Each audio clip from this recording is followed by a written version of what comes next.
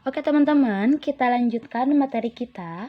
Kali ini kita akan belajar tentang hukum Newton tentang gaya. Nah, berbicara masalah dinamika partikel, tentunya gak lepas dari yang namanya Bapak Newton sebagai perumus dari macam-macam hukum gaya gitu ya. Nah, di sini Bapak Newton itu merumuskan 3 hukum. Yang pertama ada hukum 1 Newton, hukum 2 Newton, dan hukum 3 Newton. Ketiganya berkesinambungan dan saling ada keterkaitan gitu ya. Oke, kita bahas satu persatu. Dimulai dari hukum 1 Newton atau sering juga kita sebut dengan hukum kelembaban. Nah, teman-teman, hukum 1 Newton ini mengatakan bahwa katanya jika resultan gaya pada suatu benda sama dengan 0, maka benda yang mula-mulanya diam, dia akan terus diam. Sedangkan benda yang mula-mula bergerak, dia akan terus bergerak dengan kecepatan tetap.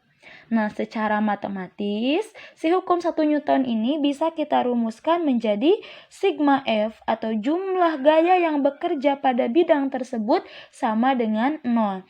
Nah, ketika jumlah gaya yang bekerja pada suatu benda sama dengan 0, maka dapat dipastikan benda tersebut akan diam jika pada awalnya memang benda itu diam, atau benda tersebut akan bergerak lurus beraturan ketika benda itu pada awalnya dia bergerak gitu ya.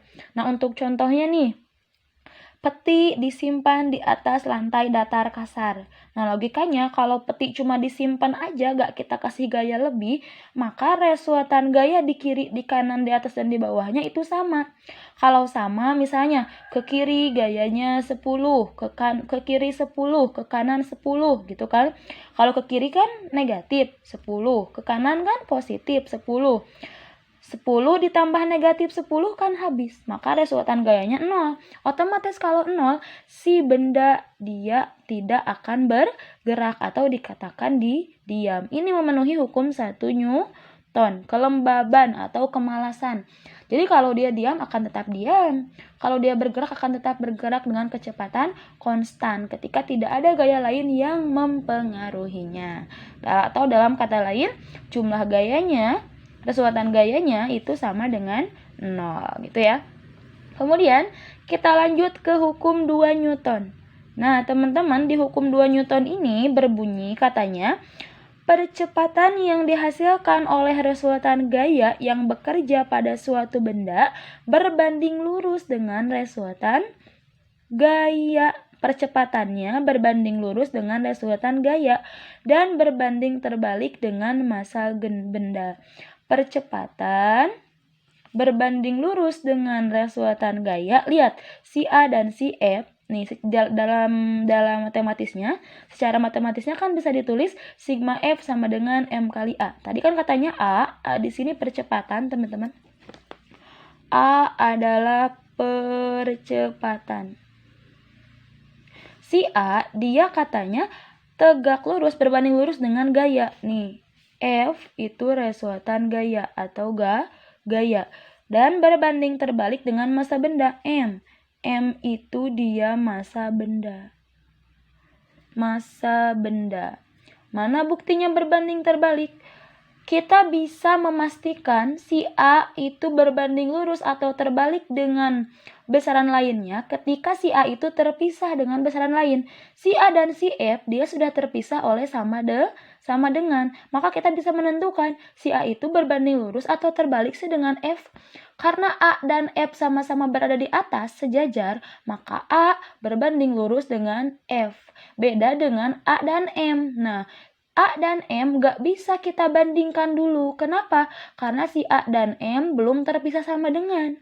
Maka si M ini teman-teman, kalau mau kita bandingkan, si M logikanya harus kita pindahkan dulu melewati sama dengan. Kalau si M kita pindahkan melewati sama dengan, maka berlaku sifat kebalikan. Yang asalnya dikali, maka ketika pindah dia menjadi dibagi di bawah, di sini nanti. M gitu ya. Maka setelah kita ubah si M-nya jadi di bawah, baru kita bisa membandingkan A dan M. Karena A dan M setelah dipindahkan dia nggak sejajar, A di atas dan M di bawah, maka berarti betul A itu, percepatan itu berbanding terbalik dengan massanya, gitu ya. Intinya, di hukum 2 Newton ini mengatakan bahwa katanya benda itu akan bergerak secara GLBB. Jadi, gerak lurus berubah beraturan. Ini teman-teman sudah pelajari di kinematika di semester 1. Nah, dia akan bergerak secara GLBB ketika resultan gaya tidak sama dengan 0. Jadi kan kalau tadi resultan gaya sama dengan 0, benda akan diam. Kalau tidak sama dengan 0, itu dia akan bergerak dengan kecepatan yang berubah-ubah atau geraknya GLBB gitu ya. Untuk lebih jelasnya nanti kita pelajari di contoh soal. Kemudian teman-teman kita masuk ke hukum 3 Newton atau sering disebut juga dengan hukum aksi reaksi. Nah, pada hukum 3 Newton ini, Newton menyatakan bahwa katanya pada setiap gaya selalu ada gaya reaksi yang besarnya sama, arahnya berlawanan, dan bekerja pada benda yang berlainan dalam satu sistem. Atau secara matematis dapat kita tuliskan F aksi sama dengan minus F reaksi. Kenapa ada tanda minus? Tanda minus ini menandakan arahnya selalu berlawanan dengan arah F aksi. Contoh kasusnya nih. Saat kita berenang, tangan kita kan mendorong air ke belakang.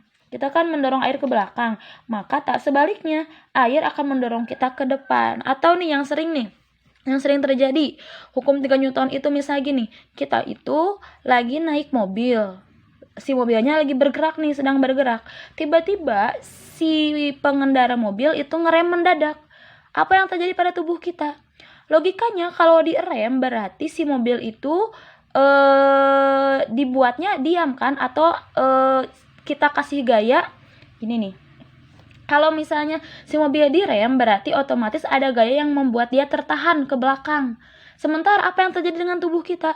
Tubuh kita justru tertarik ke depan, berlawanan arah dengan arah gaya rem. Atau misalnya ketika kita lagi naik angkot, kemudian ada penumpang, otomatis kan si angkot diam dulu, nunggu si penumpang naik.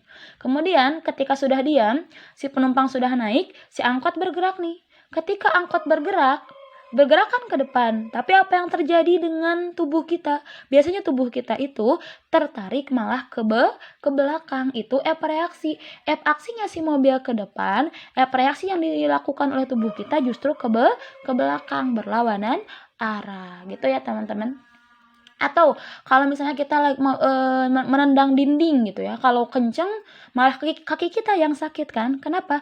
Karena ketika kita ngasih gaya ke dinding, si dinding juga ngasih gaya yang sama besarnya ke kita gitu. Makanya kita merasakan sakit ketika misalnya menendang dinding gitu ya teman-teman.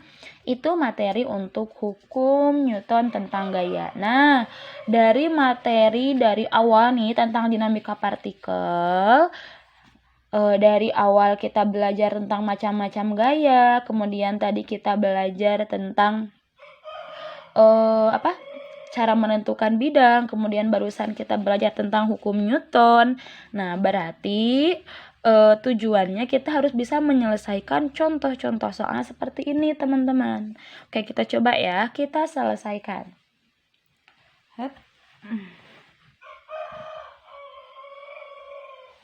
Oke, kita lihat teman-teman, kita baca di sini katanya, perhatikan gambar di atas. Jika koefisien gesek kinetik antara balok A dan meja 0,1, berarti kita tulis di sini diketahui gitu ya. Nah, diketahui apa nih? Fs-nya, koefisien gesek kinetisnya, kenapa kinetis? Karena bendanya berarti tandanya sedang bergerak. 0,1. Oh, koefisien ya. Berarti bukan F, mu. Mu itu koefisiennya. Kemudian, percepatan gravitasi 10 m per s. G-nya berapa katanya? 10. G-nya 10 m per s kuadrat. Kemudian yang ditanyakan adalah, maka gaya yang harus diberikan pada A, oh berarti ini nih yang ditanyakan nih. agar sistem bergerak ke kiri, betul ke sini, dengan percepatan A-nya 2 meter per sekon kuadrat. Di sini yang ditanyakan tadi F ya. Berarti yang ini nih. Si F berapa? Oke, kita selesaikan. Penyelesaian. Nah,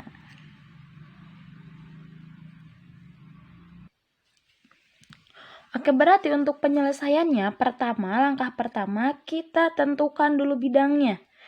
Arah gayanya itu dia berada di sekitar ini kan. Nih, arah bidangnya itu seperti ini. Berarti kita gambarkan. Ini adalah bidang yang terbentuk oleh gaya-gaya. Nah, kemudian bendanya bergerak ke kiri. Berarti percepatannya ke kiri. Ingat, gaya yang searah dengan percepatan tadi positif. Nih yang ini. Gaya akan bernilai positif jika searah dengan percepatan. Negatif ketika berlawanan dengan arah percepatan. Oke. Percepatannya ke kiri, geraknya ke kiri, gitu ya. Maka berarti karena ini bendanya bergerak, ingat, tadi untuk benda bergerak, hukum Newton berapa yang berlaku? Ketika bendanya bergerak, nih, berarti berlaku hukum Newton 2. Ketika bendanya diam, berarti hukum Newton 1. Karena ini bendanya bergerak, berarti kita menggunakan rumus hukum Newton 2. Apa rumus hukum Newton 2? Sigma F sama dengan M dikali A. Berarti kita harus menjumlahkan seluruh gaya yang ada di sini. Gitu ya, teman-teman. Oke, kita lihat. Ada gaya apa aja di sini? Pertama, ada gaya F. F ini searah dengan percepatan. Lihat panahnya. Panahnya sama-sama ke kiri. Berarti kalau searah dengan percepatan positif. Ditambah. Kemudian di sini ada Fs. Fs dia berlawanan dengan percepatan. Percepatannya ke kiri, Fs-nya ke kanan. Berarti min Fs ditambah. Di sini ada T. Misalnya ini T1 yang berarti tegangan tali antara si A dan katrol. Dan ini T2, tegangan tali antara si benda B dan katrol. T1, teman-teman, T1 arahnya ke mana? Berlawanan dengan percepatan. Berarti kalau berlawanan negatif. Min T. T1 dan T2 pasti sama ya nilainya. Kemudian ditambah T2. T2 arahnya ke sini kan? Nah, searah dengan percepatan, maka positif. Kemudian ada gaya apa lagi? Di sini pasti ada gaya berat. Si B pasti punya gaya berat. Berapa nilainya? Nah, ingat, gaya berat itu nanti M kali G ya. Karena arahnya ke bawah, ke sini berarti ya. Ke sini berlawanan dengan percepatan, maka negatif. Sama dengan 0. Nah, teman-teman, kalau sudah seperti ini, berarti bukan sama 0, sama dengan M dikali A. Nah, kemudian baru kita cari nilainya. Nah, F ada nggak nilainya? Nggak ada kan, berarti tulis F aja. F gesek ini teman-teman bisa kita cari. Ingat kemarin rumus F gesek itu adalah mu dikali N. Ya, kemudian ini min T ditambah T habis, coret aja. Kemudian tinggal sisa di sini minus W. W itu berarti M dikali G. Salah ya, langsung aja deh. W itu adalah M, karena W-nya WB, berarti MB dikali G sama dengan M dikali A, gitu ya. F itu yang ditanyakan, ditambah mu-nya berapa? Mu-nya di sini diketahui 0,1. N-nya berarti N siapa? Karena ini Fs adanya di benda A, berarti N-nya Na. Na itu di sini kan teman-teman. Nah, di sini ada Na. Si Na ini dia enggak ada di bidang ini, enggak ada di jalur ini nih, yang hijau ini. Berarti enggak usah dimasukkan. Kemudian di sini ada W. Nah, ingat Na dan W arahnya dia berlawanan. Maka berarti di sini di sigma Fy itu Na sama dengan W. Berarti tadi massa A berapa? Massa A 30 kg. Berarti kalau 30 kg di sini ditulis. Nah, Na sama dengan W. Berarti sama dengan WA itu berapa? MA dikali G. M-nya berapa? 30. G-nya 10 sama dengan 300. Maka Na itu sama dengan 300. Dikurangi MB. MB berapa? 20 kilo dikali G-nya 10 sama dengan M. M di sini teman-teman, karena di sini M keseluruhan, berarti ditambahkan MA ditambah MB dikali percepatannya berapa? 2 meter per second. Maka di sini F ditambah 0,1 dikali 300, 30 dikurangi 20 kali 10, 200 sama dengan MA-nya berapa? MA 30, MB 20 dikali 2. Kemudian F ditambah 30 dikurangi 200, 100 minus ya. Minus 30 dikurangi 200 minus 170 sama dengan 50 dikali 2. 30 tambah 20, 50. Kemudian F minus 170 sama dengan 50 kali 2, 100. Berarti F sama dengan 100. Ini pindah ruas. Minus 170 ketika pindah ruas melewati sama dengan menjadi positif 170. Maka kita dapat nilai F-nya yaitu 270. Masih ribet ya? Oke, kalau masih ribet, kayaknya ini emang contohnya agak sulit ya.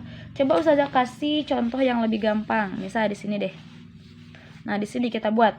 Misal nih yang gampang nih.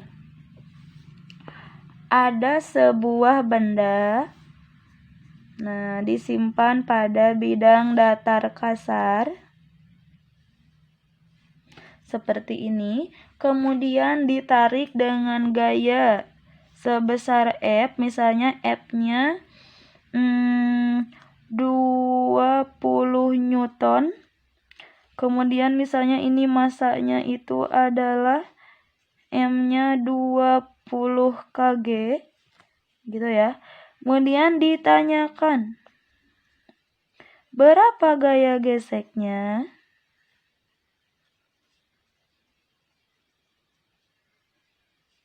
Atau Fs-nya. Nah, berarti penyelesaiannya teman-teman. Penyelesaian. Nah, karena ini berarti bendanya bergerak, F 20 Newton. Berarti di sini kita tulis bergerak dengan percepatan. Misal ya, di soalnya itu bergerak dengan percepatan 2 meter per second. Itu ya. Berarti penyelesaiannya kalau seperti ini, karena ini bendanya bergerak, ingat masih berlaku hukum Newton 2, sigma F sama dengan M kali A. Geraknya kemana? Ke arah kanan. Maka berarti A-nya ke sini. Ya. Yang searah dengan percepatan positif yang berlawanan negatif. Karena geraknya ke kanan, otomatis gaya geseknya ke kiri. Kemudian ada gaya apa lagi?